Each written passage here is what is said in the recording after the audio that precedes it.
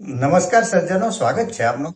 તો સજ્જનો, માર્કેટનો માહોલ આજે દિવસ દરમિયાન પોઝિટિવ રહ્યો છે. નિફ્ટી ઇન્ડેક્સ 1.11% પ્લસમાં રહ્યો છે. 258 પોઈન્ટના વધારા સાથે 23,508ના અંક સાથે નિફ્ટી ઇન્ડેક્સ આજે બંધ આવ્યો છે. આજે એફઆઈઆઈએ 1,188 કરોડનું સેલિંગ કર્યું છે.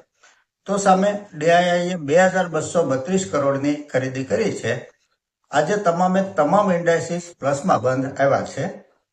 આજની ચર્ચાની જો શરૂઆત કરીએ તો સૌથી પહેલી કંપની છે Hind rectifier limited.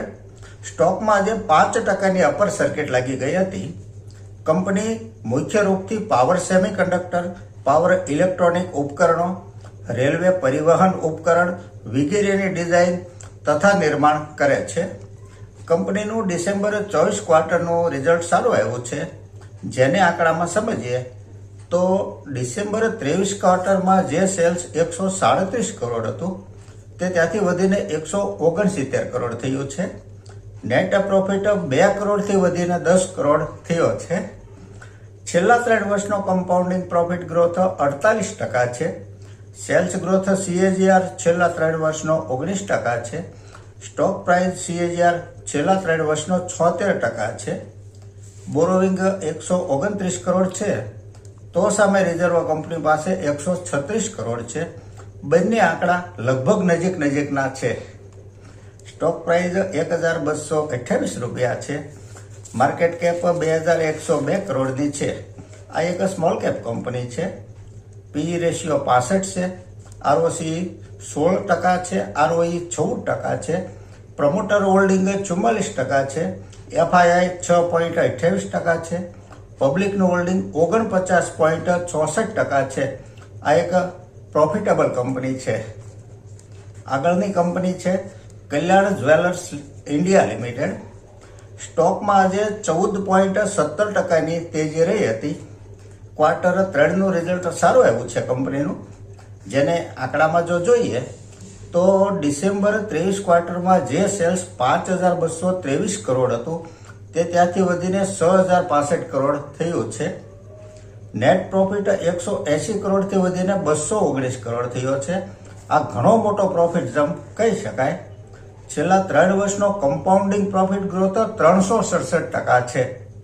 Cells growth CAGR છેલ્લા 3 વર્ષનો 29% છે. સ્ટોક પ્રાઇસ CAGR 96% છે. બોરોવિંગ 4,550 કરોડ છે, તો સામે રિઝર્વ કંપની પાસે 3,328 કરોડ છે.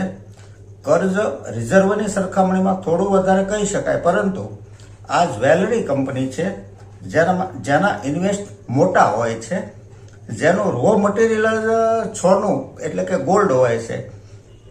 સ્ટોક પ્રાઇસ 503 રૂપિયા છે. માર્કેટ કેપ 51,933 કરોડની છે. શેર હોલ્ડિંગ પેટર્ન જોઈએ તો પ્રમોટર હોલ્ડિંગ 62.85% છે. એફઆઈઆઈ 16.37% છે. ડીઆઈઆઈ 13.58% છે. અને પબ્લિકનું હોલ્ડિંગ 7.21% છે. આ એક પ્રોફિટેબલ કંપની છે. આગળની કંપની છે અજંતા ફાર્મા લિમિટેડ. આ કંપનીનું ક્વાર્ટર 3નું રિઝલ્ટ આવી ગયું છે. જેને આંકડામાં સમજીએ તો ડિસેમ્બર 23 ક્વાર્ટરમાં જે સેલ્સ 1,105 કરોડ હતું તે ત્યાંથી વધીને 1,144 કરોડ થયું છે. નેટ પ્રોફિટ 210 કરોડથી વધી 233 કરોડ થયો છે. છેલ્લા 3 વર્ષનો કમ્પાઉન્ડિંગ પ્રોફિટ ગ્રોથ 7% છે. સેલ્સ ગ્રોથ CAGR છેલ્લા 3 વર્ષનો 13% છે. સ્ટોક પ્રાઇસ CAGR છેલ્લા 3 વર્ષનો 23% છે. ઓપરેટિંગ પ્રોફિટ માર્જિન 28% છે. બોરોવિંગ 33 કરોડ છે, તો સામે રિઝર્વ કંપની પાસે 3,652 કરોડ છે. શેર હોલ્ડિંગ પેટર્ન જોઈએ તો પ્રમોટર હોલ્ડિંગ 66.26% છે. એફઆઈઆઈ 9.26% છે. ડીઆઈઆઈ 17% છે. અને પબ્લિકનું હોલ્ડિંગ 7.45% છે. માર્કેટ કેપ 33,667 કરોડની છે. આ એક પ્રોફિટેબલ કંપની છે. આગળની કંપની જોઈએ તો મહિન્દ્રા હોલિડે. સ્ટોકમાં આજે 5%ની તેજી રહી હતી. કંપનીનું Q3 રિઝલ્ટ આવી ગયું છે, જેને આંકડામાં સમજીએ તો ડિસેમ્બર 23 ક્વાર્ટરમાં જે સેલ્સ 635 કરોડ હતું તે વધીને 678 કરોડ થયું છે. નેટ પ્રોફિટ 11 કરોડથી વધી 35 કરોડ થયો છે. છેલ્લા 3 વર્ષનો કમ્પાઉન્ડિંગ પ્રોફિટ ગ્રોથ 97% છે. સેલ્સ ગ્રોથ CAGR છેલ્લા 3 વર્ષનો 16% છે. બોરોવિંગ 2945 કરોડ છે, તો રિઝર્વ કંપની પાસે 385 કરોડ છે. રિઝર્વની તુલનામાં બોરોવિંગ ઘણું બધું વધારે કહી શકાય. સ્ટોક પ્રાઇસ 339 રૂપિયા છે. માર્કેટ કેપ 6866 કરોડની છે. પીઈ રેશિયો 51 છે. ROC 9% છે. ROE 24% છે. પ્રમોટર હોલ્ડિંગ 66.75% છે. FII 5.37% છે. DII 10.19% છે અને પબ્લિકનું હોલ્ડિંગ 17.49% છે. આ કંપની પ્રોફિટેબલ છે. આગળની કંપની છે સન ફાર્માસ્યુટિકલ્સ લિમિટેડ. આ કંપનીનું ડિસેમ્બર 24 ક્વાર્ટરનું રિઝલ્ટ આવી ગયું છે. ડિસેમ્બર 23 ક્વાર્ટરમાં જે સેલ્સ 12,381 કરોડ હતું તે ત્યાંથી વધીને 13,675 કરોડ થયું છે. નેટ પ્રોફિટ 2,561 કરોડથી વધી 2,913 કરોડ થયો છે. છેલ્લા 3 વર્ષનો કમ્પાઉન્ડિંગ પ્રોફિટ ગ્રોથ 25% છે.